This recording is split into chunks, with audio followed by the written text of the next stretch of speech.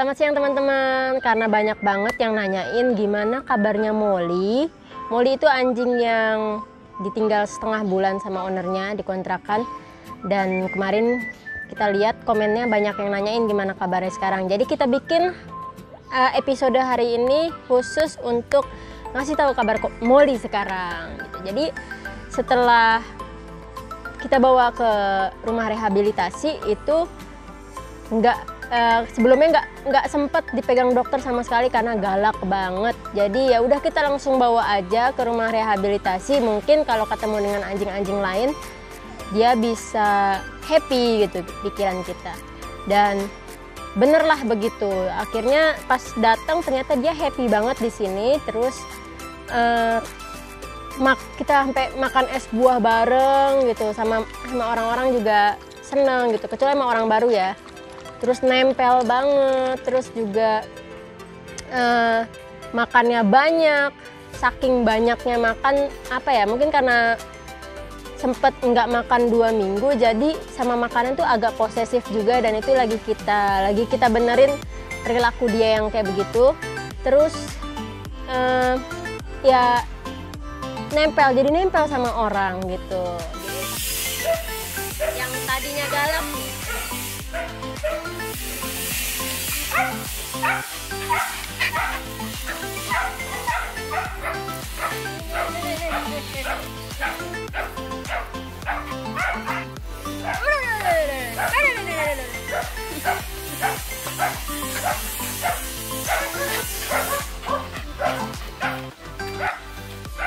jadi yang pasti happy banget. Sudah kita steril, sudah kita vaksin, obat cacing semua. Jadi sebenarnya Molly ini secara syarat sudah bisa diadopsi. Cuma karena memang Molly kayaknya karena disimpan di kosan, jadi dia nggak terlalu gampang percaya sama orang baru gitu. Jadi emang mesti perlu waktu bagi yang mau adopsi Molly gitu.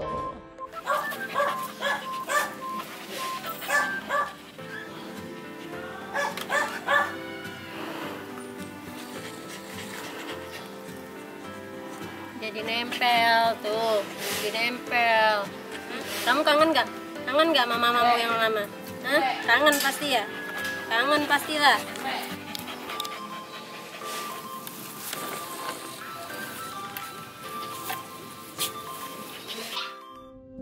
Sebenarnya waktu 2 hari setelah kita bawa Molly dari rumahnya ke tempat kita, itu ownernya ada hubungin kita. Dia minta untuk dikembalikan anjingnya karena dia merasa dia tidak menelantarkan. Pokoknya kayak ada miskomunikasi lah antara pemilik kontrakan dengan dia gitu ya, sehingga Molly jadi korban gitu. Tapi bagaimanapun itu sebenarnya kita juga nggak mau ngurusinnya, kalau urusan manusia tuh ada aja gitu. Jadi yang penting Molly kan sekarang aman. Kalau memang ownernya pengen minta lagi, pengen pelihara lagi, boleh, asal ada syaratnya. Kita juga akan kasih syarat. Yang pertama, jangan sampai si Molly terulang lagi gitu loh. Ketika ada masalah kemudian pindah rumah, terus Molly belakangan diurus, ya kita nggak mau kayak begitu lagi. Kasihan, jangan sampai kejadian 2 kali. Terus ya bikin diri kita, saya bilang ke ownernya, bikin diri kita untuk settle dulu. Kalau kita udah settle, mau kita pelihara anjing itu enak gitu loh. Jadi nggak ada masalah-masalah yang akhirnya ngorbanin siapapun gitu. Ya sampai sekarang sih akhirnya setelah komunikasi kita juga bilang kalau mau ambil Molly kita mau cek dulu rumahnya apakah benar pemilik kontrakannya akan terima Molly, tetangganya terima Molly atau enggak. Jangan sampai ntar diusir lagi, Molly-nya ditinggal lagi. Jangan sampai kayak begitu. Tapi setelah ada komunikasi itu nggak ada tanggapan lagi dari pemiliknya. Jadi ya kita anggap aja Molly udah diserahkan sama kita.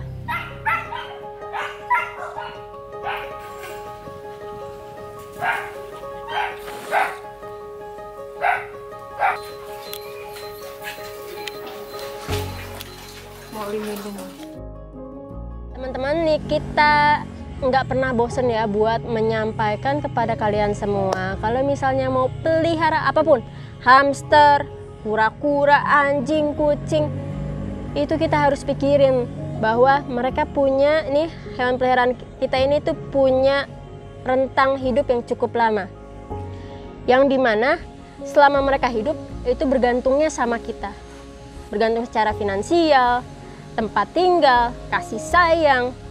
Jadi kalian mesti ngitung-ngitung sendiri dulu gitu loh, kayak misalnya oke, tabungan kita ada berapa, kalau misalnya hewannya sakit apakah cukup tabungan kita untuk ngobatin, yang kayak gitu-gitu mesti dipikirkan gitu di awal. Apakah misalnya ketika saya nanti menikah, pasangan saya akan menerima hewan peliharaan saya, apakah nanti ketika saya mengandung anak kemudian akan mengganggu kehamilan saya, yang kayak begitu-gitu dipikirin gitu loh. Jadi jangan sampai hewannya udah tahu kamu keluarganya, di tengah-tengah kamu kebingungan sama prinsip kamu sendiri, terus akhirnya hewan yang jadi korban.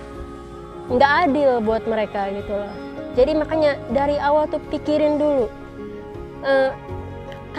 perkaya diri kalian dengan informasi yang faktual, yang benar-benar sahih gitu loh. Maksudnya bener gak sih pelihara kucing bisa mengganggu kehamilan, kayak gitu-gitu.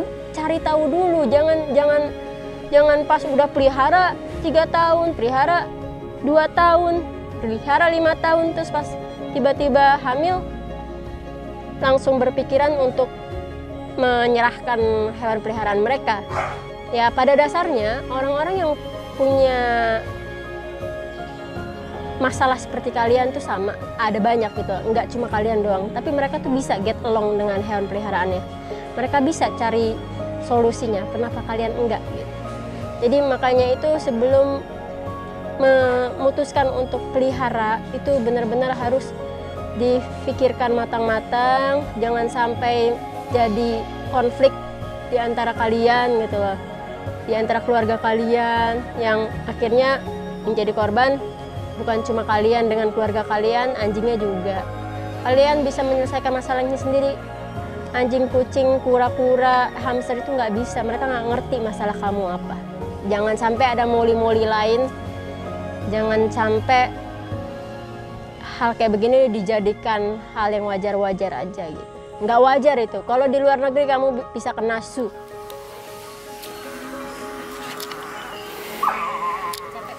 Capek kan? Capek kan, nggak bisa diem.